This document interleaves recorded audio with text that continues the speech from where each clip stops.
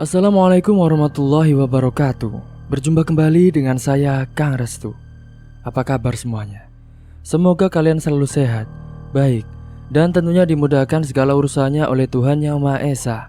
Amin. Seperti biasa, Kang Restu akan menceritakan sebuah kisah yang berjudul Kucuran Getih Ringin Tuwo.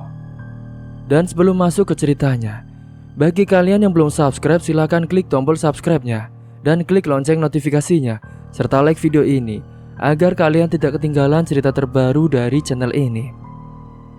Oke, langsung saja tanpa berlama-lama lagi. Ini dia ceritanya.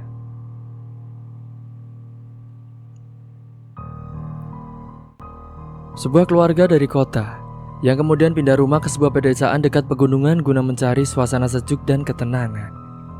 Namun beberapa waktu setelah mereka tinggal di sana, kejadian-kejadian buruk mulai menimpa suasana dalam rumah mereka. Setelah mereka berurusan dengan sebuah pohon yang ada di depan rumah mereka.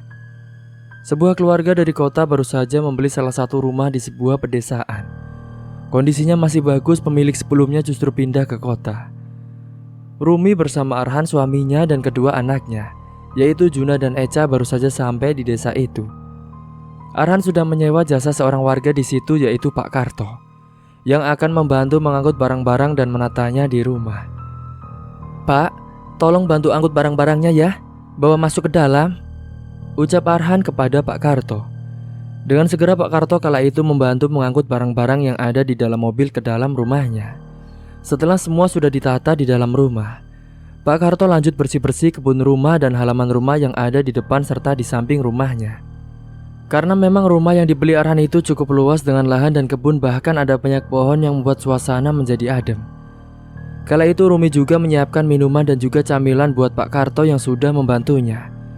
Pak Karto lalu disuruh untuk istirahat dulu sebelum melanjut. "Pak, ini silakan diminum sama dimakan ya camilannya. Ngerjainnya nanti lagi aja." "Ya Bu, terima kasih." Akhirnya Pak Karto pun rehat sejenak karena memang juga sudah lelah dari tadi serta merasa haus. Dan beberapa saat setelah rehat, dia lanjut lagi memotong rumput yang juga belum selesai. Setelah selesai semuanya, Pak Karto berkenalan dengan Rumi dan kedua anaknya serta memberitahukan bahwa rumahnya yang juga tidak jauh dari situ. "Terima kasih banyak ya Pak.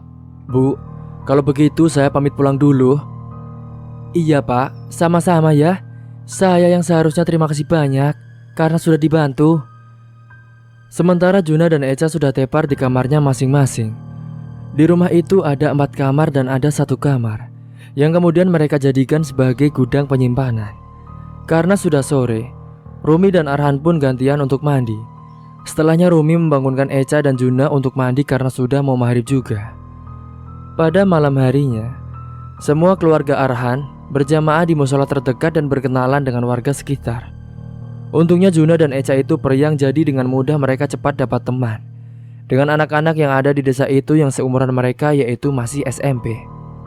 Bahkan mereka juga sudah bertukar kontak telepon masing-masing. Setelah selesai pulang dari musola, Rumi mampir ke warung yang ada di dekat rumah terlebih dahulu, sedangkan Arhan, Juna dan Echa pulang duluan. Kala itu Rumi hendak membeli nasi karena dia belum masak dan juga di rumah belum ada bahan-bahan untuk masakan. Saat itu di warung, Rumi juga berkenalan dengan pemilik warung serta ada ibu-ibu juga yang beli di warung situ. Usai membeli nasi, dia bergegas pulang ke rumah. Dan saat dirinya di depan teras, pandangannya pun tertuju pada pohon ringin yang ada di samping rumahnya. Setelahnya dia pun masuk karena tiba-tiba saja merinding. Malam itu mereka pun makan bersama sambil nonton televisi. Malam itu Arhan ngobrol soal dirinya yang besok akan pergi ke kota dulu mau urus bisnis. Rumi pun menanyakan kapan dirinya akan pulang lagi ke sini. Dan setelah itu mereka membahas soal sekolahnya Juna dan Echa yang akan dilanjutkan di desa itu. Bahkan Arhan menyarankan kepada Echa dan Juna untuk nanti les. Dan mungkin Arhan atau Rumi akan mencoba tanya-tanya kepada warga sekitar di mana tempat les yang ada. Karena saat di kota, mereka selalu les di samping belajarnya di rumah. Tak terasa malam pun mulai larut dan mereka sudah selesai makannya. Akhirnya mereka memutuskan untuk tidur saja. Karena suasana malam itu di desa sangat sepi, tidak seperti di kota. Mereka biasanya yang jam segitu masih ramai dan juga karena memang mereka lelah setelah perjalanan jauh serta habis berbenah tadi sore. Dan singkat cerita, esoknya Arhan pamit dulu ke kota mau urus bisnisnya di sana dan akan pulang nanti malamnya. Memang sebenarnya mereka bisa dibilang sudah berkecukupan, usaha sudah ada dan memiliki cabang. Kepindahan mereka di situ memang semata-mata untuk menghindari hiruk-pikuknya suasana perkotaan. Menjelang siang usai Juna dan Echa pulang dari sekolah barunya di situ. Namun mereka misah karena Juna dengan teman cowok-cowoknya, sementara Echa dengan teman cewek-ceweknya. Kala itu Juna diajak mancing di kali dan dia sangat excited banget saat itu karena di kota dia tidak pernah mancing sama sekali. Namun ternyata tempat yang didatangi adalah sungai yang dikelilingi pohon bambu yang membuatnya sedikit merinding. Salah satu kawannya Husen menegurnya ketika Juna melamun dan menyuruhnya untuk rileks dan tenang saja. Akhirnya ketika jorannya gacor dapat ikan mulu, Juna seakan melupakan rasa takutnya itu. Bahkan ikan hasil tangkapannya langsung mereka bakar di kebun dengan alat seadanya. Dan Juna justru excited banget dengan apa yang dia lakukan di desa itu. Dan itu merupakan hal yang baru baginya. Sementara Echa, di sana dia hanya dudukan dan menikmati pemandangan di desanya, di tempat-tempat yang memang indah di situ. Sesekali Echa juga menceritakan bagaimana kehidupannya di kota. Dan begitu juga sebaliknya. Salah satu teman Echa yaitu Linda mengatakan kalau seminggu lagi bakalan ada pasar malam di lapangan desanya.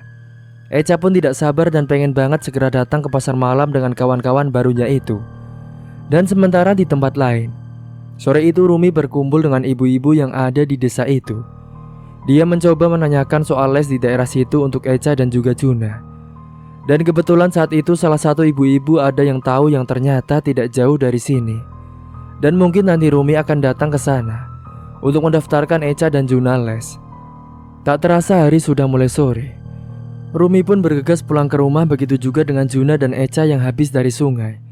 Setelah sampai di rumah, mereka kena omel Rumi karena sudah mau maghrib baru saja pulang. Mereka pun langsung gantian untuk mandi karena hari itu di rumah mereka hanya bertiga saja. Rumi pun tadi beli nasinya 3 bungkus di warung karena dia malas masak.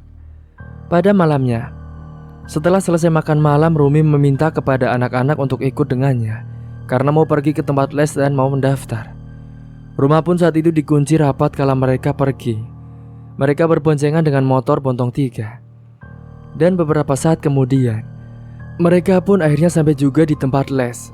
Rumi langsung mendaftarkan Echa dan Juna les di situ, dan mereka akan mulai berangkatnya lesnya besok malam. Usai dari tempat les itu, mereka langsung pulang ke rumah dan istirahat untuk tidur. Pada waktu tengah malam Echa terbangun karena dia ingin buang air kecil. Dia memberanikan diri beranjak ke kamar mandi yang ada di samping rumah dekat dengan pohon ringin. Sebenarnya dia takut, tapi kalau ditahan nantinya malah jadi penyakit. Akhirnya dia berjalan ke kamar mandi. Hawa yang sunyi, sepi, dingin, merinding bercampur aduk menjadi satu. Apalagi baru pertama kali dia tengah malam ke kamar mandi setelah pindah di desa itu. Suasananya sangat mencekam sekali. Setelahnya dia dikejutkan dengan angin besar yang berhembus dan membuat pohon beringin yang ada di samping rumahnya itu bergoyang-goyang kesana kemari. Yang membuat Echa takut, tapi setelahnya dia segera buang air kecil dan buru-buru menyelesaikan buang air kecilnya. Namun saat dia baru saja melangkah menuju ke dalam rumah, tiba-tiba saja dia dikejutkan dengan suara aneh yang membuat langkahnya berhenti. Sontak Echa menoleh ke arah suara itu yang ada di pohon ringin. Tapi saat dilihat, ternyata tidak ada apa-apa di sana. Dia pun lari terbirit-birit masuk ke dalam rumah dan kembali ke kamar sambil menutup tubuh dengan selimutnya. Dan singkatnya, esok paginya Echa dan Juna pun pamitan berangkat ke sekolah. Dan kala itu mereka berangkat naik sepeda masing-masing, karena memang letak sekolahnya itu tidak terlalu jauh dari rumahnya.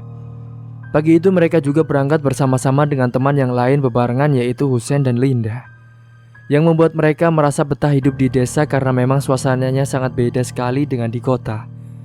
Sementara pagi itu Rumi disibukkan di rumah, yaitu sebagai ibu rumah tangga yang sedang beberes rumah. Dan menjelang siang, Rumi kepikiran akan masak, jadi dia pergi ke tempat sayur tukang keliling yang biasa keliling di desa itu.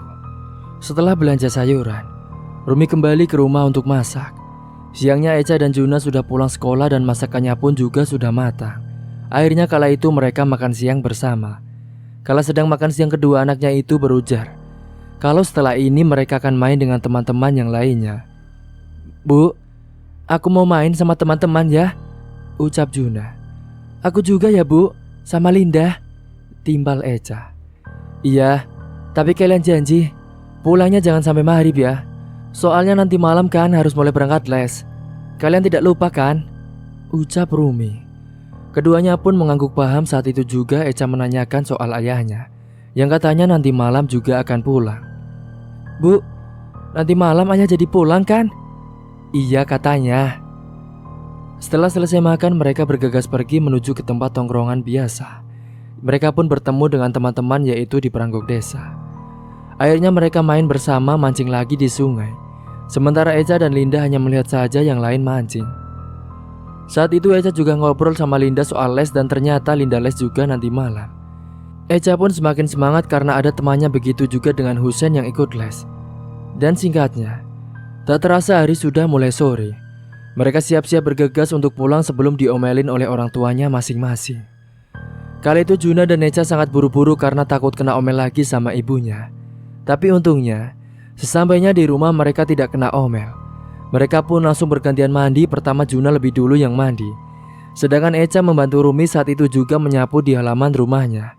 Karena halamannya sangat kotor sekali, banyak dedaunan kering yang juga sangat berserakan.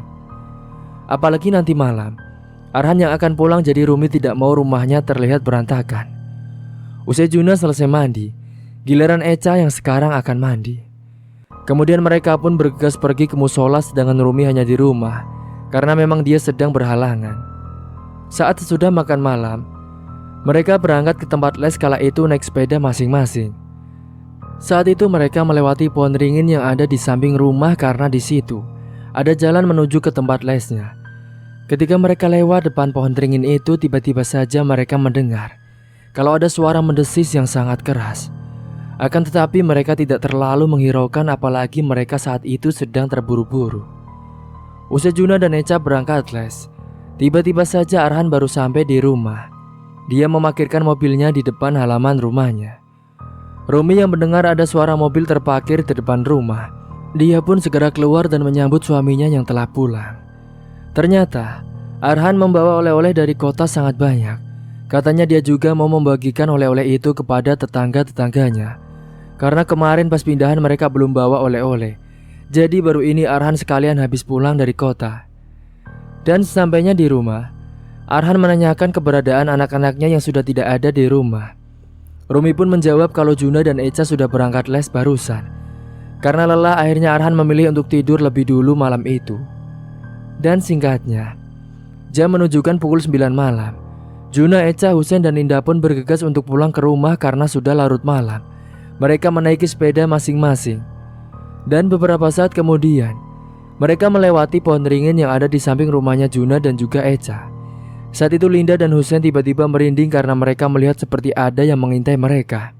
"Kita duluan ya, kalian hati-hati," timpal Echa. Linda dan Husen pun langsung mempercepat kayuhan sepedanya, berharap cepat sampai di rumah karena sudah takut. Dan singkat cerita, di tempat lesnya Echa dan Juna ada teman baru yang bernama Dini.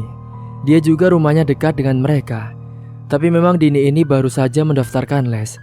Dini biasanya juga naik sepeda sama dengan yang lain, tapi dia tidak berangkat bersama dengan yang lain. Dan suatu hari, Dini naik sepeda sendiri di malam hari yang itu. Tak ada cahaya terang, hanya ada cahaya lampu yang samar-samar dari ujung jalan. Dia selalu melewati jalan yang ada di samping rumah Echa yang ada pohon beringinya. Dia sengaja les malam karena di siang hari dia harus membantu ibunya menjaga warung.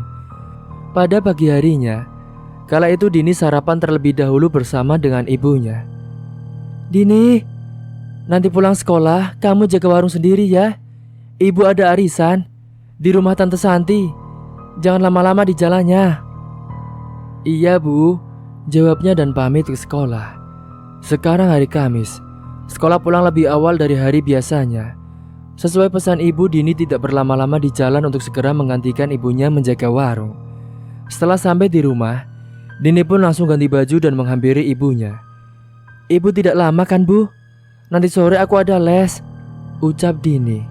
"Iya nak, ibu akan segera pulang seusai acaranya," jawab ibunya dan lalu dia pergi. Setelah ibunya pulang, pada sore harinya Dini pamit kepada ibunya seusai sholat maghrib. "Hati-hati ya nak, selesai les langsung pulang ke rumah. Jangan lama-lama di jalan. Hari ini malam Jumat Kliwon." Ucap ibunya seperti menakuti Dini. Aku kan tidak pernah keluyuran, Bu. Tenang saja, Bu. Aku pasti langsung pulang kok. Bantahku dan pergi meninggalkan rumah. Saat itu Dini bergegas naik sepedanya hingga akhirnya dia sampai di jalan yang ada di samping rumah Echa dan Juna, yaitu yang ada pohon ringinya. Tiba-tiba saja bulu kuduknya berdiri dan merinding ketakutan. Setiap dia melewati pohon itu, dia pun mempercepat kayuhan sepedanya. Dan tiap kali dia melewati pohon itu, dan rasanya nafas dia tersendat-sendat. Heh, kenapa kamu? Sapa Husen ketika muncul di perempatan jalan. Hah? Dini sangat terkejut dengan kehadirannya. Ketakutan ya? Dikejar genderuwo ya? Apa kuntilanak? Ejek Husen melihat wajah ketakutan Dini. Takut enak aja. Aku kan tidak percaya sama yang begituan. Lagian cemen banget sih, gitu aja takut. Jawabnya Dini sambil membela diri. Kala itu memang Husen baru berangkat sendiri, karena ternyata Echa dan Juna serta Linda sudah berangkat lebih dulu. Hingga akhirnya Husen dan Dini berangkat bersama dengan Dini yang bertemu di jalan. Jam pun menunjukkan pukul 9 malam. Jam les berakhir dan Pak Joko mengakhiri les. Kembali mereka harus melewati jalan itu dan Dini juga harus melewati pohon beringin tua itu. Tapi saat itu Dini pulangnya terakhir sendiri karena dia belum selesai mengerjakan tugas yang diberikan oleh Pak Joko. Di malam itu jalanan terasa sepi, tak ada orang satupun yang melewati jalan itu. Dan tiba-tiba saja ada suara kresek-kresek. Seketika Dini pun menoleh ke belakang seperti ada orang yang mengikuti. Tapi ternyata tidak ada siapapun di sana. Kini bulu kuduknya merinding serasa aliran darah berhenti. Dan baru beberapa langkah lagi Dini menoleh ke belakang. Dan... Hah? Pak Joko? Perasaan tadi Pak Joko tidak ada di belakang Dini. Pak Joko mau kemana? Sapa Dini sambil terbingung-bingung melihat kehadiran Pak Joko. Kamu ketakutan? Ayo Bapak antar, jawab Pak Joko. Dini hanya bisa terdiam dan terheran-heran.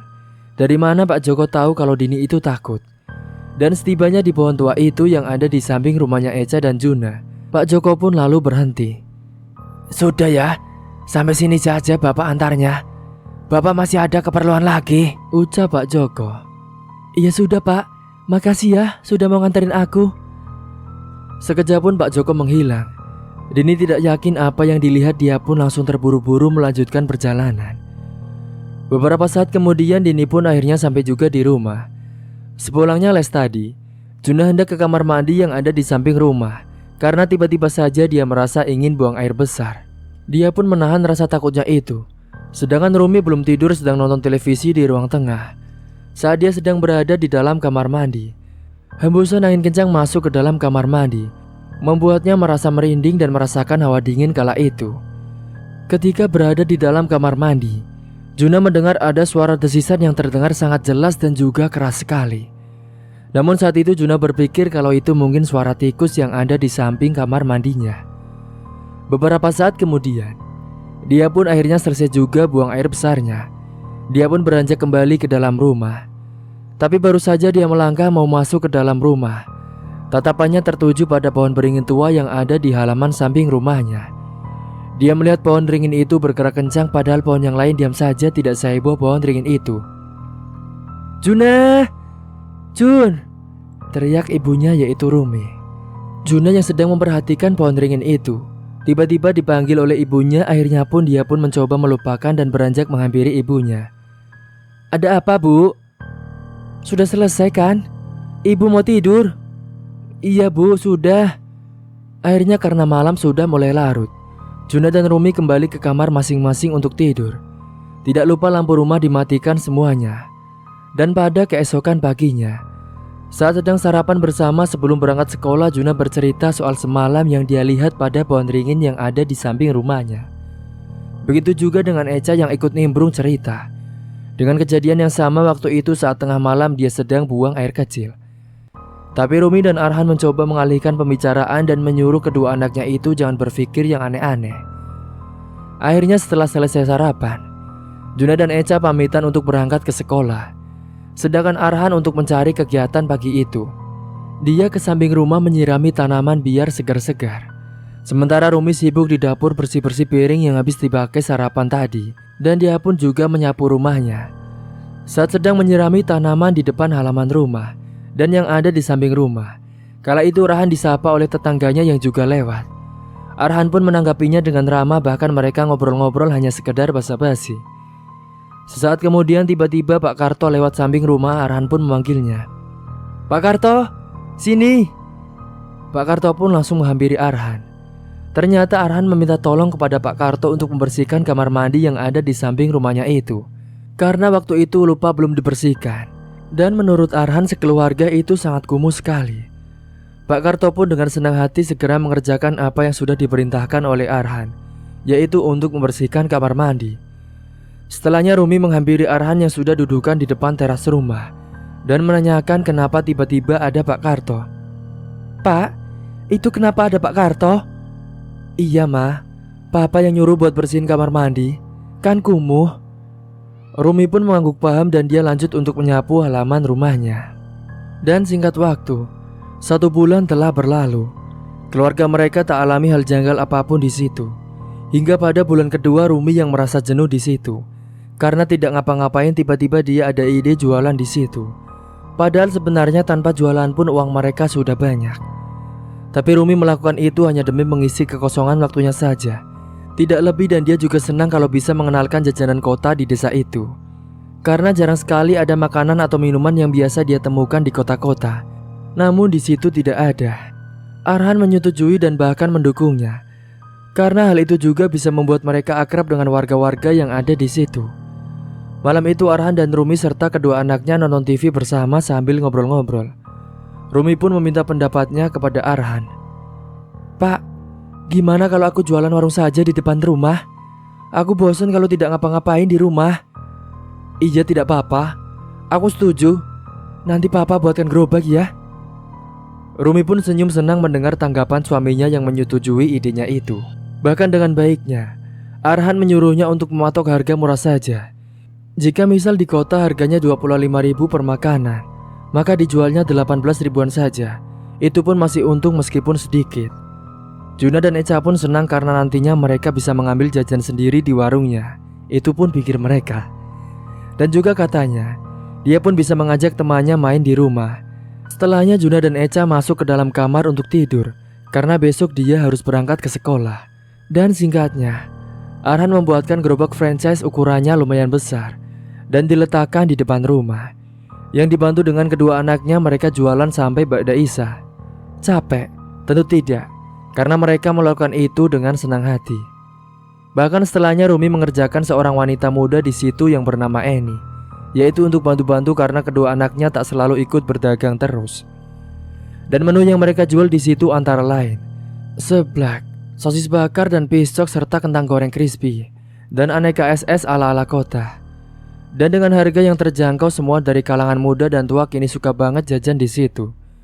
Bahkan karena belum ada tempat untuk makan di situ, Rumi menggelar tikar di halaman rumah untuk dudukan seadanya. Kini rumah mereka selalu jadi tempat kumpul para warga. Bahkan bapak-bapak juga tak mau kalah ikut ngopi dan dudukan di situ. Arhan pun senang melihatnya. Dengan begini mereka sudah akrab dengan warga-warga yang ada di desa itu. Pada suatu malam, ada banyak bapak-bapak yang ngetem di situ sampai habis isya sekitar pukul 9 malam. Mereka ngobrol-ngobrol sambil mainan catur. Salah satu dari mereka pandangannya yang ada yang tertuju pada pohon ringin yang ada di samping rumahnya Arhan itu. Bapak itu melihat di sana seperti ada sosok tinggi besar yang hitam. Hingga akhirnya dia izin pulang duluan karena merasa takut. "Saya pulang duluan ya bapak-bapak." "Loh, kenapa Pak?" Tapi bapak itu tidak menjawab, hanya saja lagatnya seperti ketakutan. Dia segera membayar dan buru-buru pulang dari warungnya Bu Rumi. Saat itu Juna dan Echa serta kawan-kawannya baru saja pulang les. Begitu juga dengan Hussein, Linda, dan Dini. Mereka melewati jalan samping rumahnya Echa. Mereka mendengar ada suara desisan, tapi mereka tidak terlalu menghiraukan. Setelahnya mereka pun buru-buru langsung pulang. Pada suatu hari, saat sore Juna habis pulang main hendak mandi. Dia melihat di pohon ringin di samping rumahnya itu. Dia melihat seperti ada ular besar di sana yang melilit pohon ringin. Sontak dia pun teriak ketakutan dan lari menghampiri Arhan dan Rumi yang ada di depan warung. "Pak, Ibu!" teriaknya. Lalu Rumi pun menanyakan kepada Juna apa yang membuatnya lari ketakutan seperti itu. Dengan tergesa-gesa Juna menjelaskan bahkan tak jelas kalau di pohon beringin ada ular yang melilit.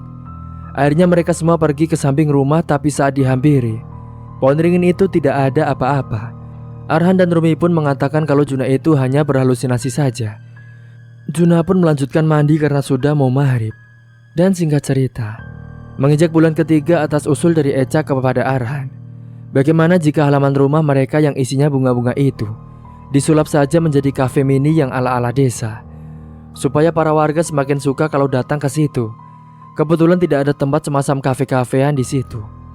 Arhan lagi-lagi setuju dengan ide anaknya dan berencana akan menyulap halamannya menjadi kafe terbuka untuk umum. Dan dia sudah ada untuk konsepnya bagaimana. Namun satu hal yang menjadi masalah bagi mereka. Di halaman depan rumah bagian kiri di sana ada sebuah pohon beringin atau ringin yang sudah sejak lama berdiri di situ. Memang jarang sekali mereka ke situ, hanya sekedar saja untuk membersihkan halaman. Dan untungnya selama ini tidak ada kejadian aneh selama mereka di situ. Setelah berpikir, mungkin Arhan akan meminta bantuan Pak Karto untuk masalah itu esoknya. Ya sudah, nanti biar besok Bapak nyuruh Pak Karto untuk masalah pohon beringin itu. Malam itu mereka pun menonton televisi bersama sambil ngemil dan juga cerita-cerita. Tapi sesaat kemudian, mereka hening sejenak kala mereka mendengar pohon beringin itu seperti bergerak sangat kencang sekali. Dan suaranya itu terdengar jelas tertiup angin. Tidak hanya itu saja, mereka juga mendengar ada suara desisan yang sangat keras. Tapi suara itu menghilang sesaat setelah tiba-tiba hujan turun pada malam itu.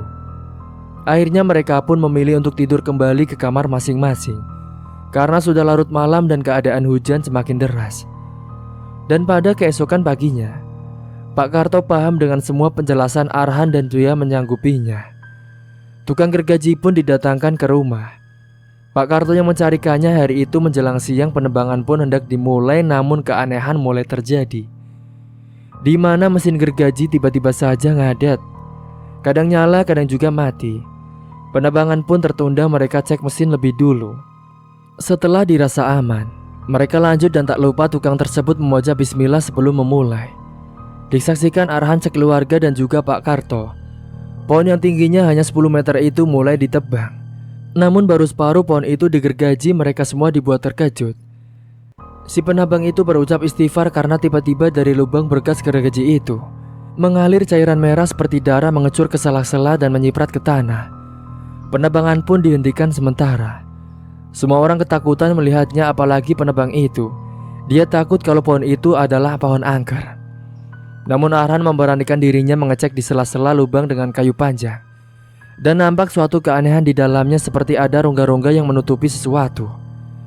Pak Arhan meyakinkan penebang untuk melanjutkan. Meski sempat menolak, Pak Arhan tetap menyuruhnya dengan jaminan dia akan bertanggung jawab jika terjadi sesuatu. Penebangan pun dilanjutkan dan setelah pohon itu tumbang, mereka semua dibuat terkejut kembali.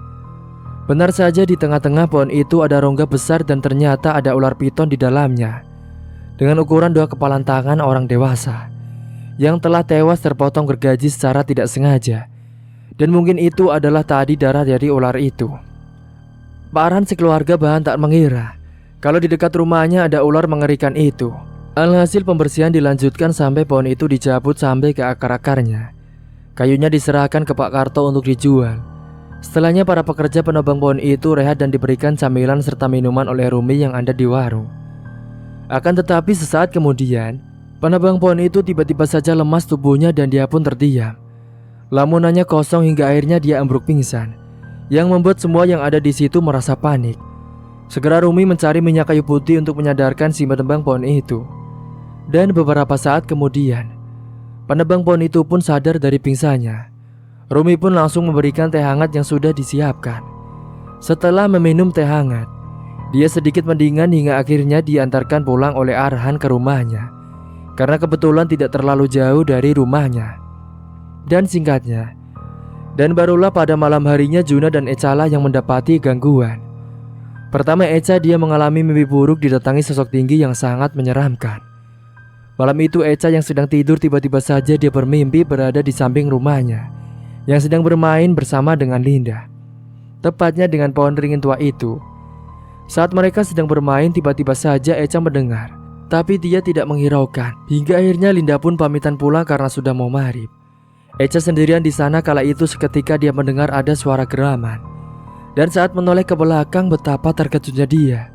Ternyata ada sosok tinggi besar yang sangat menyeramkan sekali. Wajahnya penuh dengan ulat yang sangat menjijikan. Echa pun terlonjak bangun dari tidurnya kala itu setelah mimpi buruk. Nafasnya terasa tidak beraturan, keringat dingin pun membasahi tubuhnya. Dan setelah itu, Echa sakit-sakitan, susah makan, bahkan dia selalu kesurupan. Dan pada pagi harinya, Echa terlihat lemas tubuhnya dan pucat sekali wajahnya. Dia tidak mau sarapan dan tidak mau berangkat ke sekolah. Burumi kira dia sakit, akhirnya tidak mempermasalahkan Echa tidak berangkat. Jadi Juna yang berangkat sekolah dengan sendiri. Memang tubuh Echa sangat panas hingga akhirnya hari itu dia dibawa ke dokter oleh Burumi dan juga Pak Arhan. Tapi setelah diperiksa oleh dokter mengatakan tidak mengatakan sakitnya apa. Dokter hanya memberikan vitamin saja. Dan pada malam harinya, Echa pergi ke samping rumahnya karena dia hendak ke kamar mandi, tapi baru saja dia beranjak masuk ke dalam pintu kamar mandi. Tiba-tiba saja dia dikejutkan dengan suara gemerusuk di dekat pohon beringin itu. Sontak dia pun terhenti dan karena penasaran, dia pun mendekati pohon itu. Tiba-tiba Echa melihat sosok tubuh menyeramkan berdiri di dekat batang pohon beringin tua itu. Rambutnya penuh dengan uban. Di badannya banyak bercak-bercak darah. Dan wajahnya penuh dengan ulat yang sangat menjijikan. Kini bukan hanya bulu kuduk yang berdiri, tapi badannya seperti membeku di es yang sangat dingin. Sesosok tubuh itu mendekatinya dan akhirnya semuanya menjadi gelap. Dia terbujur kaku di tanah dan tak tahu apa-apa lagi. Pada saat dia bangun, Echa sudah ada di kamarnya yang sangat nyaman. "Ibu! Ibu!" teriaknya sambil menangis.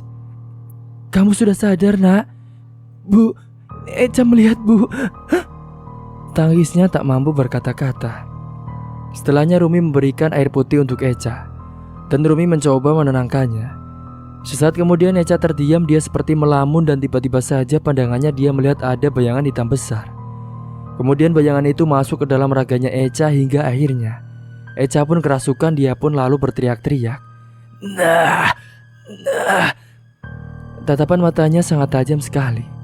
Sontak Burumi pun ketakutan, bahkan Pak Arhan pun menghampiri ke kamar. Sedangkan Juna malam itu dia sedang les sendirian.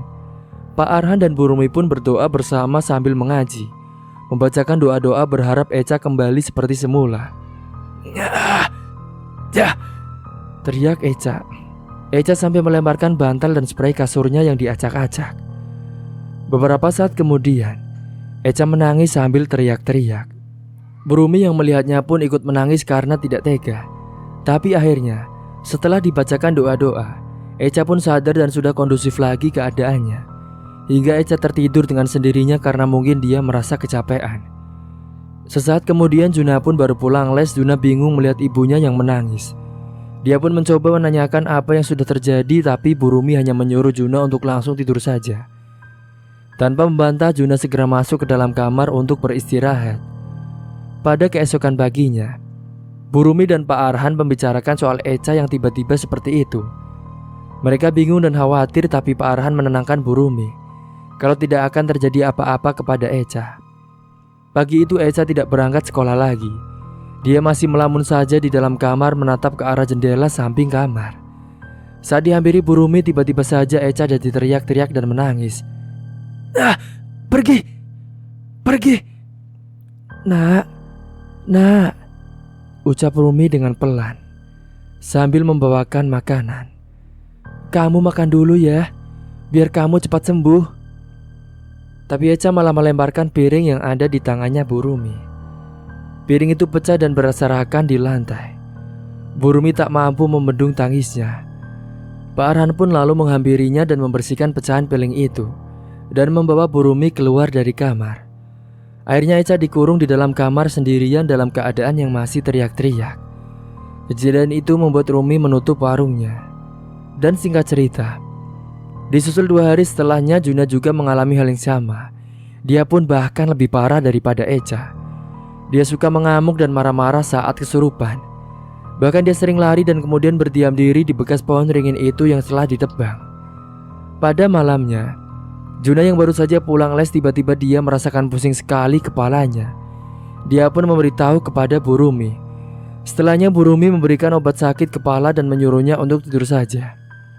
Juna berjalan di samping rumahnya. Dia mencari sandalnya yang entah dia lupa taruh di mana. Dan malam itu dia menggunakan senter HP-nya untuk mencari sandal. Tapi lagi-lagi dia tidak mendapati apa-apa.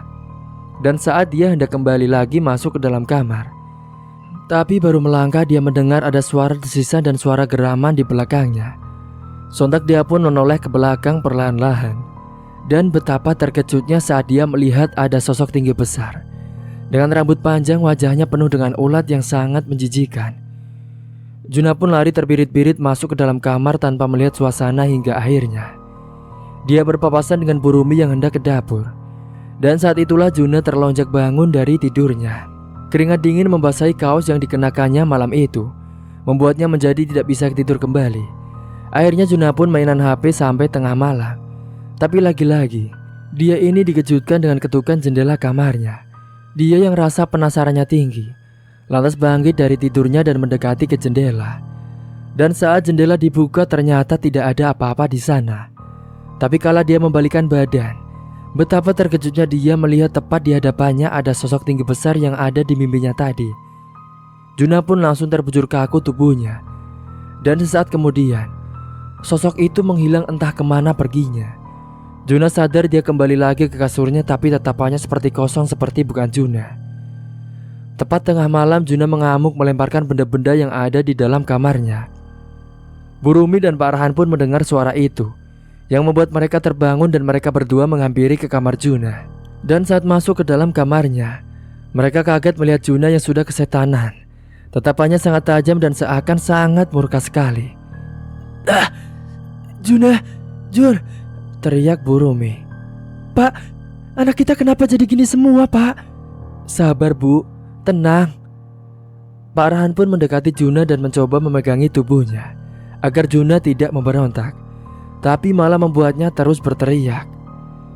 Dan sesaat kemudian Juna pingsan dengan sendirinya. Pak Arhan pun membaringkannya di atas kasur. Malam itu membuat Pak Arhan dan Bu Rumi tidak bisa tidur karena memikirkan kedua anaknya yang tiba-tiba saja menjadi seperti itu. Pada keesokan paginya, kedua anaknya akhirnya tidak berangkat sekolah. Mereka susah untuk makan. Pagi-pagi Bu Rumi dikejutkan dengan hilangnya Juna yang tidak ada di kamar. Akhirnya Arhan dan Rumi mencari ke sekeliling rumah. Dan betapa terkejutnya mereka saat melihat Juna sedang terduduk di samping rumah bekas pohon beringin yang sudah ditebang.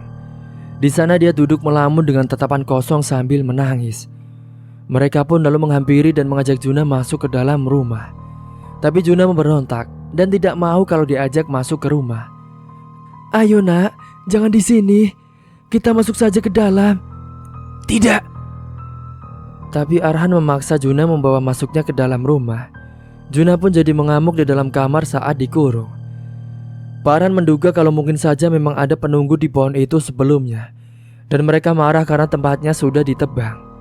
Dan semenjak keanehan menimpa kedua anaknya itu, pembangunan kafenya pun harus terhenti terlebih dahulu. Dan beberapa hari setelahnya, Pak Karto sudah mendatangkan orang-orang pintar perkelinikan. Namun masih tetap sama saja. Juna dan Echa hanya mereda sesaat dan lalu kambuh lagi. Para warga turut prihatin dengan apa yang telah menimpa keluarga mereka. Warga justru sukarela dengan ikut berjaga malam hari di halaman rumah mereka dengan tikar yang sudah disediakan. Sudah hampir 2 mingguan kondisi mereka berdua masih utuh. Pak Arhan kemudian mencoba mencari bantuan temannya yang ada di kota. Dan ada salah satu kawannya yaitu Wahab. Wahab tahu seseorang yang mungkin bisa menolongnya. Pak Arhan meminta Wahab untuk membawa orang itu ke desa tempat tinggalnya yang kini berada. Dan singkat waktu, suatu hari setibanya Wahab dan seorang kakek-kakek Ki Broto, seorang ahli supranatural, di rumahnya. Ki Broto langsung mengecek halaman rumah bekas pohon itu berada. Dan benar saja berdasarkan penuturannya, meskipun sudah ditebang, energi negatif masih kuat berpusat di situ. Namun Ki Broto berfokus untuk menyembuhkan Juna dan Echa terlebih dahulu dengan media telur mentah yang nantinya akan dioleskan oleh mereka berdua, guna memindah kutukan itu ke dalam telurnya dengan cara kejawanya. Kala itu Juna dan Echa dibaringkan di kasur. Lalu Ki Broto berkomat kamit membacakan ajian entah apa, sambil beliau mengoleskan kedua telur itu di perutnya Echa dan juga Juna secara bersamaan. dengan posisi Ki Broto berada di tengah-tengah mereka.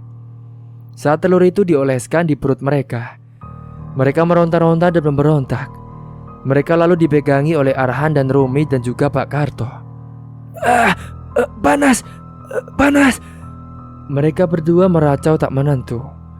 Hingga akhirnya, beberapa saat kemudian telur itu lalu dipecahkan secara bersamaan di baskom yang sudah disediakan. Sontak semua warga terkejut melihat isi telur yang dipecahkan itu. Ternyata ada banyak sekali ulat dan bercampur dengan ular kecil-kecil anakan ular piton. Semua menjadi mengeri dan merinding hingga akhirnya Ki Broto membawa ular-ular itu ke depan rumah dan membakarnya sembari dibacakan mantra. Entah kenapa ular itu tiba-tiba hangus tak bersisa. Dan setelahnya Ki Broto menyiramkan air garam di bekas pohon beringin itu sambil dibakar gaib. Usai selesai menolong Juna dan Echa, Ki Broto beralih ke sosok di halaman rumah. Sosok itu menantang Ki Broto ketika diminta untuk pergi secara halus. Alhasil Ki Broto memutuskan akan menangkapnya dan menjadikan budak ingonannya dengan beberapa macam ritual yang akan dilakukannya. Ki Broto pun berhasil menangkap sosok itu dan memasukkannya ke dalam sebuah batu akik miliknya dan memenjarakannya sosok itu di situ. Dan setelahnya, Ki Broto meruat tempat bekas jin itu dan menancapkan potongan bambu kuning ke bekas pohon itu tumbuh sampai membelesak ke tanah. Dan akhirnya semuanya berhasil dinetralkan. Ki Broto berujar tak akan ada lagi gangguan.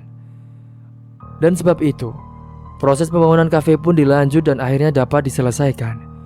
Benar saja antusias para warga semakin ramai menjadikan tempat itu untuk sekedar santai-santai apalagi pada malam harinya. Dan waktu itu, saat pulang sekolah kebetulan Juna ada tugas kelompok. Kemudian Juna menawarkan kepada teman-temannya untuk mengerjakannya di kafe rumahnya saja pekan depan. Dan mereka pun setuju. Dan ketika sedang dalam perjalanan pulang, jalan kaki kawan-kawan Juna mengajaknya untuk mancing lagi. Dan Juna pun mengiyakannya. Cerita pun selesai. Setiap manusia pasti berdampingan dengan makhluk yang lain, entah itu makhluk halus ataupun makhluk yang lain. Dan janganlah kita bertindak gegabah dalam memutuskan hal-hal lain, karena bisa saja itu merugikan bagi makhluk lain. Dan semoga saja kita selalu dalam lindungan Allah Subhanahu wa Ta'ala dan selalu dijaga dalam hal-hal yang demikian. Cerita pun tamat. Seperti biasa bagi kalian tolong ambil sisi positifnya dan buang sisi negatifnya. Mungkin itu saja yang dapat saya sampaikan. Kurang lebihnya mohon maaf apabila ada salah kata ataupun ucapan yang kurang berkenan bagi kalian semua. Sampai jumpa di cerita selanjutnya. Akhir kata, wassalamualaikum warahmatullahi wabarakatuh.